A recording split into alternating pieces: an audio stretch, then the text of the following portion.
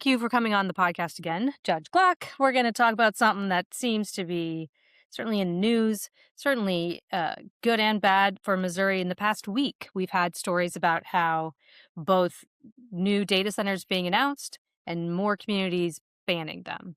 Um, what's your take on that? You live in Virginia. What's your take on this? In Missouri, we are certainly at odds with each other between, you know, one area is going to have both a massive Amazon and a massive Google data center. And then very close to that, you have a large county that just banned them. Where do you think this is going? Well, in some sense, it's going the way of a lot of American projects, in that there's going to be a diversity of local responses to them, which I think is actually quite okay. One of the things that I gather when I talk to some of my friends across the pond over in the UK or in Europe, they basically have to have this grand national debate about data centers and whether to allow them and where to allow them and so forth. And that's obviously an important and worthwhile debate. But in America, what we're going to have and what we've already had is a near infinitude of local debates about data centers. And that's, again, as I was saying, I think the right path.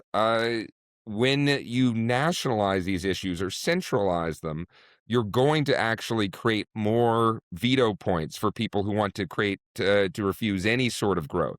And you're also going to force down certain kinds of growth to people in areas that aren't necessarily favorable to them or aren't necessarily the most likely to benefit from them. So the American system of fairly decentralized governance combined with, kind of, let's say, a fiscal horse trading side to this, which is the main benefit of local data centers is this fiscal bump local communities can get. That American system, I think, is going to lead to a more positive outcome than a more centralized system that tries to create a single answer for a whole country or state.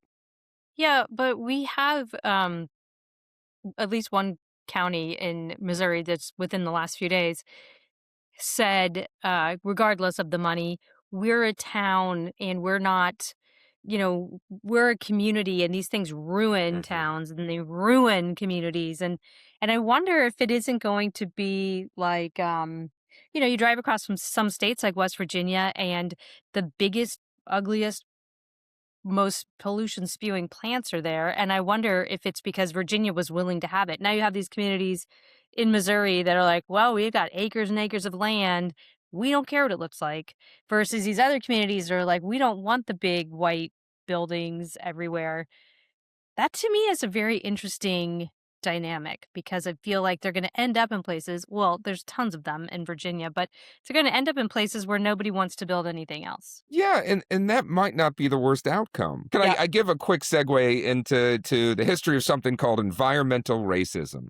Now, please. this was a movement that was started to some extent in the South in the 1970s and 1980s to meld general anti-industrial, pro-environmental sentiment with the burgeoning civil rights movement.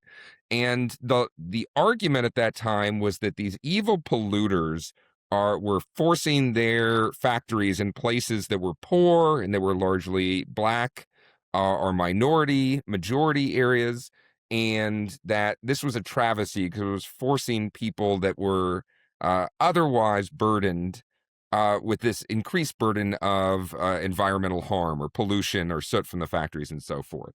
And the problem with that analysis, and that's still actually analysis that's been carried out by the federal government for decades at this point, is that a lot of times poor and minority communities really, really wanted these factories.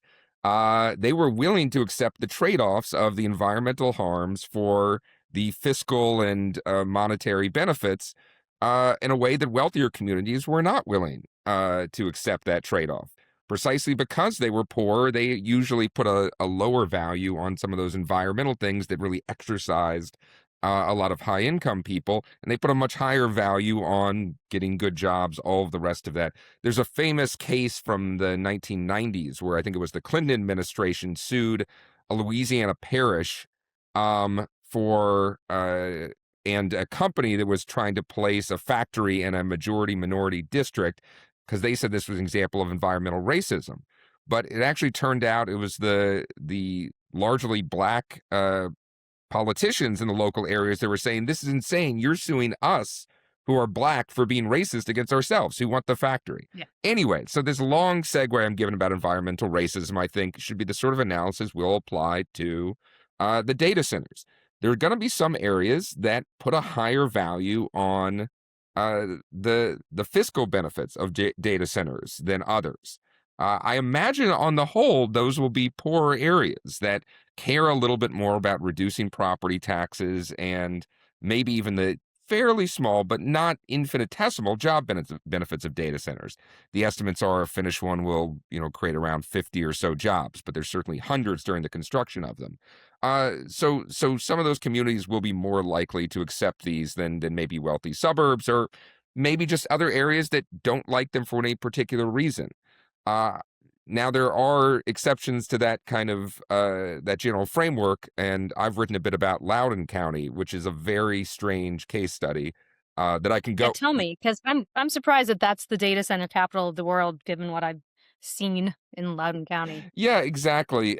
So I happen to live in Fairfax, Virginia, in part of the suburbs of Virginia, and grew up in the general area. So it surprised me to learn not too long ago that Loudoun County, which is just even a little further west out from Fairfax, a county generally considered ex-urban, rural, and in fact, by one measure, median income, the richest county in America. I think the median household income there is $170,000 a year. Not Right, too shabby, not too shabby at all right. for them. Uh, and yet, despite this strange Northern Virginia wealthy ex-urban community, uh, reputation and deserved reputation that Loudon gets, what they've actually become is the global epicenter of data centers. Uh, by some measures, say amount of gigawatts produced by or used by data centers. The only one close is Beijing, and they're not even that close. They're about half the level of what Loudoun and Northern Virginia have in terms of data centers. So that's a strange case. As I showed, that came from in this article for City Journal that I wrote that got some attention, that came from a particular confluence of events, a history of Defense Department buildup Yeah. that left a lot of what's called dark fiber in the area, which created what's known as low latency, which means data centers were very quick to communicate with each other, which made it a good Mhm. place to locate internet and communication focused data centers. And today, data centers focused on inference for AI, that is the answering of AI queries. So that history made it a particular location. But the other side of the Loudoun story is that for decades, but especially in the last decade, the county just recognized the fiscal benefits. And right now you have a situation where data centers are paying for 45% of all taxes in the county, which is pretty wild. How much is it? Like, how much do you think they're taking in from the data centers So, in so it first looks like for the next fiscal year, the estimate is that data centers will bring in $1.3 billion to the county? to the county, County revenue. county revenue. And if you look at that, that's about, as I said before, about 45% of all local tax revenue. But maybe even a more startling way to frame this is about all local government uses and projects outside of schools are a little less than the money they raise from data centers. So the Loudoun raises from data centers. So the local residents of Loudoun County get effectively free police, free firefighters, free animal control, free roads, free et cetera, et cetera, et cetera. Have they lowered their property taxes? Yes, and so thanks to this absolute boom in data center revenue, Loudoun not only has very well appointed and well funded schools and roads and police departments and all that. They're quite startling. If you go there, the county has not been shy about making pretty impressive use of those funds for their public goods, but they've also lowered their property tax rate pretty continuously for over a decade. It's about 40% lower than it was in the early 2010s. Now, that's offset to some extent by increase in assessment and other rates, but it is much lower, than I pay over here in Fairfax. Yeah. Uh, about a third lower than I pay over here in Fairfax, the rate. So data centers for Loudoun, which can kind of be seen as the first area to really embrace them, maybe the one of the first real data centers in America, one of the first significant ones built by a now large firm called Equinox, was built in Loudoun in the late 1990s, and it's worked really, really well for that county. Now, I don't think necessarily it's going to work as well for every possible county that doesn't have the same benefits as Loudoun does, but it does show that for those that embrace them, there can be real benefits. It clearly hasn't been a hamper on attracting high income, funded residents with nice jobs and living in a nice community. It seems to have the whole been beneficial to them, even if you've seen growing opposition there as you've seen elsewhere. Virginia horse country. Yes, it is.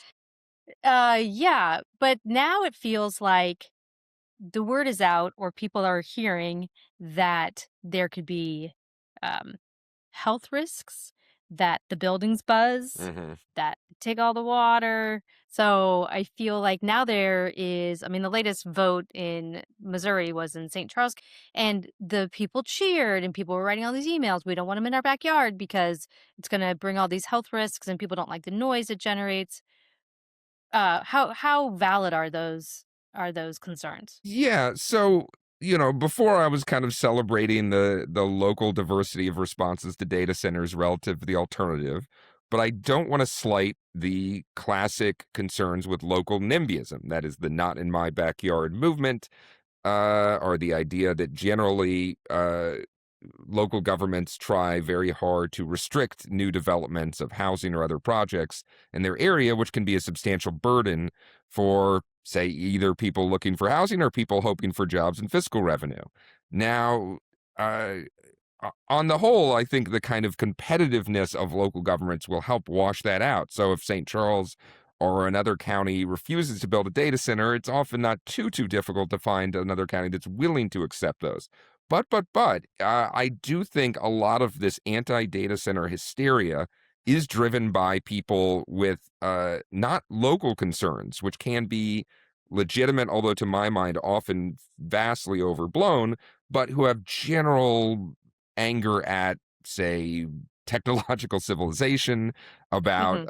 industrialization. AI Yeah, backups. AI writ large. And a lot of that has been strangely channeled into this specific local opposition to data centers, that old leftist slogan of think globally and act locally.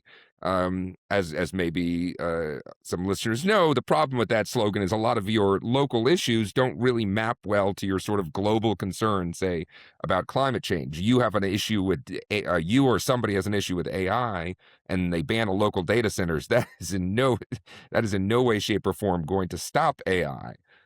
So I think there is a lot of just generalized opposition to modernity, to technology, that gets channeled into opposition to local data center construction, which just is totally irrelevant to that debate. Again, stopping a data center nearby is not going to stop the AI revolution. It will barely even slow it down. But as far as the actual local concerns, now, when I was reporting on the story for Loudoun, I spent some time driving around, as one should, and standing and checking out these data centers and seeing what they're like. For those who have not seen one, or frankly seen a park of them, it's a pretty amazing sight. These things can be huge, nearly approaching 100 feet tall, very solid concrete boxes, not often the most beautiful structures that you've I've ever. seen some recently that have like some blue stripes and Yeah, stuff on yeah. them, So the but yeah, blue stripes the are that. originals were Yeah, white. yeah. This Yeah. is this the blue stripes, and sometimes what the fenestration, just placing blind windows in them randomly to prettify them, is the new tendency. And yeah, depending on your preference, maybe that makes them look better, maybe it doesn't. I think a lot could be done to ameliorate the aesthetic concerns. And those are real. Like, if you look to some parts of Loudoun and some parts of elsewhere, there are data centers built right next to a housing uh subdivision, and it can feel not as comfortable to have this looming concrete block right next door to you. Now, the other side of local data opposition that I think is, to my mind, somewhat legitimate, but again, overblown, is the noise. So the data centers, mainly because of their cooling, emit a fairly regular hum. It's a fairly low frequency, low decibel hum. Um, but at a low frequency, that means it can kind of go through walls and kind of shake things subtly. It can be irritating. I personally would not like to have a low frequency hum right next door.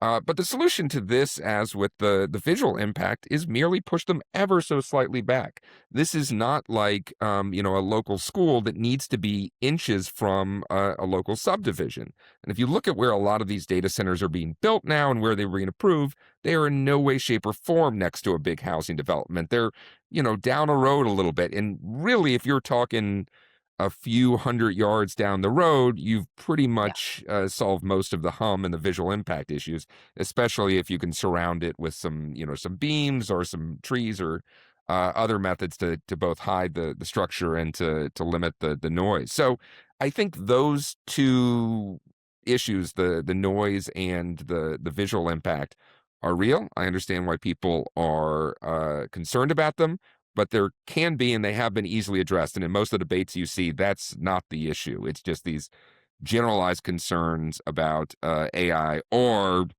this kind of false water concerns. And what about the use of energy? So energy. So again, to some extent, this is another one of those local versus global problems where the local energy uh, use is not really going to of a data center is not really going to change the price people pay on their local residential energy bill. So most energy here in Virginia and elsewhere is part of a big interconnection. The market, which is like a way where different energy producers, power plants, etc., share electricity across these big transmission wires.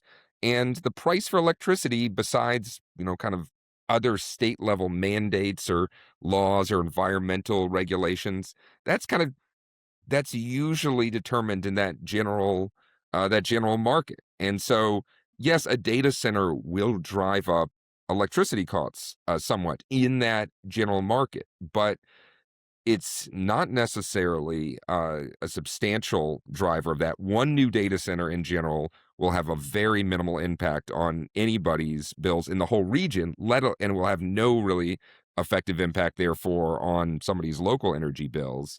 And to some extent too, the data center builders have been doing a lot more work now to construct what's called off the grid or behind the grid energy production that are attached to the data centers. Now, that can be problematic because there's increased noise with that. Even in Yeah. Loudoun and elsewhere, where a lot of the places just have backup diesel generators, this kind of loud crack that can happen occasionally when the data center's backup energy turns on because they want to be running constantly. That could be a noise issue. But in general, it's the same as before. You have very localized concerns about noise. You Right. also want to address those with just very localized attempts to ameliorate those noise impacts, either through distancing the data center or by finding some ways to shade or cover the data center and limit the amount of noise it emits. So you know th- the the electricity issue is real in the sense of the demand for electricity is going up because of data centers. As the economists like to say, the supply is inelastic, which merely That's right. means supply of energy is not going to ramp up as quickly as the demand. That means in general, say nationally, I would mainly say the prices are going to go up a tiny bit because of that. But as long as the value of these data centers is there, and as long as people are going to build them, they're not going to really have impact on one's local electricity prices. And the builder of the data center is going to find other ways to get electricity to make sure that generation capacity comes online. Yeah, in Missouri, these two massive data centers are being built not far from our one nuclear plant, Hmm. and I know that that's a thing that has been floated. There's two things that come to mind. The first is when I hear that Loudoun County, like, was the first to do this and to do it in such a massive way that they could bring in half of their income from data centers. It feels to me like when Colorado legalized cannabis, and Colorado was the only state, and Yeah, they took in so much money, they were giving money back on Colorado yeah. income taxes, and every other state said, "Great, we're going to be just like Colorado," the early adopters. Hmm. And Colorado's the one that did it. So, like, maybe Loudoun's the one that did it. So now when a community brings in a data center, it's not going to have the impact that it has had in that first sort of crazy test case that was Loudoun County, Yeah, right? I think that's correct. And I would note though that for some smaller communities, especially small rural communities with relatively small populations, say, Yeah. some of these Texas counties, whatever, Yeah. Texas has 254 counties. A data center, I haven't looked at all the local numbers, but discussing with people in the industry and elsewhere, they say, all of a sudden a single data center can become a third or more of the city's or county's budget overnight. Like, so it can have a huge impact on smaller and poor areas. But do most data centers, as they're built today, have the huge fiscal impact that Loudon got from them? Absolutely not. But like Yeah. the other side of the fiscal impact of data centers that Loudon saw and that will universalize is they require very little services. So Yeah. when a city builds a new subdivision or a new apartment building, the city or the county gets more property taxes from that, which help pays for the schooling for the kids, for the roads required to get to the subdivision, the fire department, all the rest of the services people use. Uh, when a city builds, say, a new office park, or allows a new office park to build, they also get fiscal property tax benefits and so forth, but they don't have to spend that much for say schooling, which is one of the main local expenses, or all these other local expenses. According to one estimate I saw, for every dollar, say office building or typical commercial, retail, etc. project, a city gets about only spends about 25% on actual services to that. Now, for data centers, because there's basically no one in them, I was gonna say when you look at them, when I have driven by them, takes me a minute because there's no parking lots. yeah, It's like a massive building with a very small parking. Normally, it's the reverse. Industrial exactly. centers are like massive Huge parking parking lots. lots These and so buildings, forth. no parking. But and that's both a good and a bad part of data centers relative to previous commercial projects. So the good part of that is Loudon estimated, and I think is generally true elsewhere. For every dollar data centers raise in property taxes, they're really only spending 4 or 5 cents for services. They basically need nothing. As I talked to some of the local officials in Loudoun, they said, listen, they don't send kids to school. They don't even put cars on the road. There's basically no impact on anything else. The once it's built, Yeah, it just sits there and throws off property tax revenues. no trash Yeah, no pickup. trash pickup. No, you're not breaking up fights with drunks Yeah, at a local that's bar or weird. something. Yeah, it's just easy money that will Yeah, just keep flowing into it. So even if the property taxes aren't as huge as they are, say, in Loudon, for local communities still aren't going to have to worry about services much. So there's still likely going to be a big net benefit. And, some of those other simple things like, they don't offer many jobs, as people point out over the long run. And a lot of industrial projects people approve because they offer a lot of jobs. But the flip side of that is very few jobs, they said, does mean low services, and it does just mean lower impact. A big concern with local communities approving all sorts of projects is traffic. And they just don't create, for this huge project, they just don't create a lot of traffic. That's all a long winded way of saying that yes, like other counties are not going to get the kind of deal Loudoun got and still is getting because it's still this epicenter data center. Builders want to build there next to the other data centers, but they are going to get a project that really doesn't cost much of anything and still yeah. throws off at least some money and doesn't really burden local communities as long as it's just ever so slightly out of the way. Well, that brings me to my other point that I think of. I have, read that there's a lot of very smart people, engineers working on this problem of AI inference and how much energy it needs Mm, and how much space that takes and becoming more productive, like eventually I think they're going to solve this. We used to have our servers, every business had a server room that they kept cooled, and yeah. then everyone ends up with a laptop or even a phone that they work on. So eventually I think folks are working on this problem of it requires so much physical space to do the things we need to do. Like, what can we do about that physical space problem? I think people are addressing it. And I wonder if in a decade, we're just gonna have big empty white blocks sitting around because it'll be too expensive to demo 'em. We'll just have empty white buildings. It could. You mean the What do you data think? centers will be kind of depopulated of their servers because they'll be so Yeah, miniaturized and there's more. it'll all just get smaller. Well, I that's true, and it could be. Um, and to some extent, counties like Loudoun that have benefited massively from these data centers can and have set up kind of rainy day funds, like some of these Yeah, counties that get a sudden, say, oil influx or whatever it is, can do to say, hey, if this ever starts to peter out, we're going to have a long term benefit that we can yeah, continue placing into our budget and placing at the service of our residents. Uh, now, I that right now, I think we're so far away from the potential yeah, data center bust that it really shouldn't be a concern to people. I also have pointed out, right now about 1.5% of our whole economy is spent building data centers. Like this is yeah. just from something that was basically zero just a few Yes. years back. Like this is a wild building boom, absolutely wild. We're talking hundreds of billions of dollars a year. And we need uh we need, if anything, to make sure that people can build out those data centers to do the other things that, again, the AI revolution is going to require and is going to demand no matter what local opposition in one county or another says about it. Uh, in general, you talk to people in the industry, and the consensus is that we just can't even do it fast enough. So, if very smart companies and very smart people are willing to invest hundreds of billions of dollars a year doing the data centers, and again, importantly, when I say data center, is hundreds of billions of dollars. That's mainly the servers and computers in them. But if they're willing to invest hundreds of billions of dollars in this, I think they know that this is going to be a good Yeah. return, and Well, it's going to be interesting to see it play out in Missouri because there's definitely the backlash has come to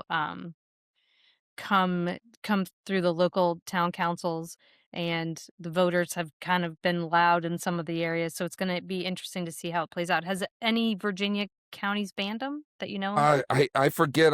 Virginia has not only been the epicenter of the growth of data centers, it has been the epicenter of the opposition to data center movement. Oh, And there is, well, that makes yeah, sense. there is a group, it's like Data Center Reform Watch or something like this, that's been monitoring Mm, this local opposition to it. So you've seen a bunch of counties take pretty strong steps against new data center construction. I forget if they've gone all the way to a formal and complete ban, but you definitely have votes in major counties either to block individual sites or to ban them from large swaths of the county.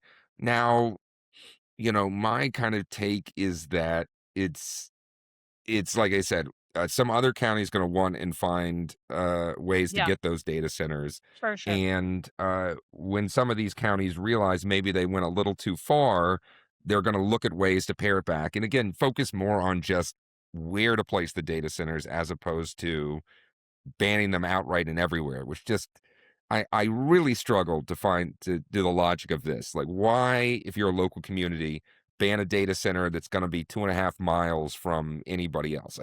I Yeah. just don't know why people are animated about that. Because, like, frankly, again, we talked about how they're weird and they're big, but are they that dissimilar from, say, a local warehouse which has trucks coming in and out of it all the day? No, Right. it's a That's what I was gonna say, like a Amazon shipping center or Yeah, Walmart fulfill one of these distribution fulfillment center. centers that are big and concrete are, Massive, yeah, just they're big concrete but boxes. cars coming and Yeah, going. but Yeah. worse, they have huge trucks going in and out of them all the time, spewing pollution. In other words, those are and other sorts of problematic uh, outside effects that these things have. Uh, Data centers just seem like much less problematic in that regard. They're in some sense like a warehouse without all the trucks. And if not for this huge kind of general concern with AI, which again, that's we can talk about that as a separate issue. There doesn't seem to be a lot of logic to just banning them completely. Well, it is early days, but I would love to have you come back again to talk to us when the dust settles a little bit, especially in Missouri. We again, like one of the first places I've heard that I remember reading about banning it was in Festus, Missouri, and now there's more. And I'm also hearing about some of the biggest data centers going there. So if you would, we'd love to have you back. That'd be great. Look forward to it.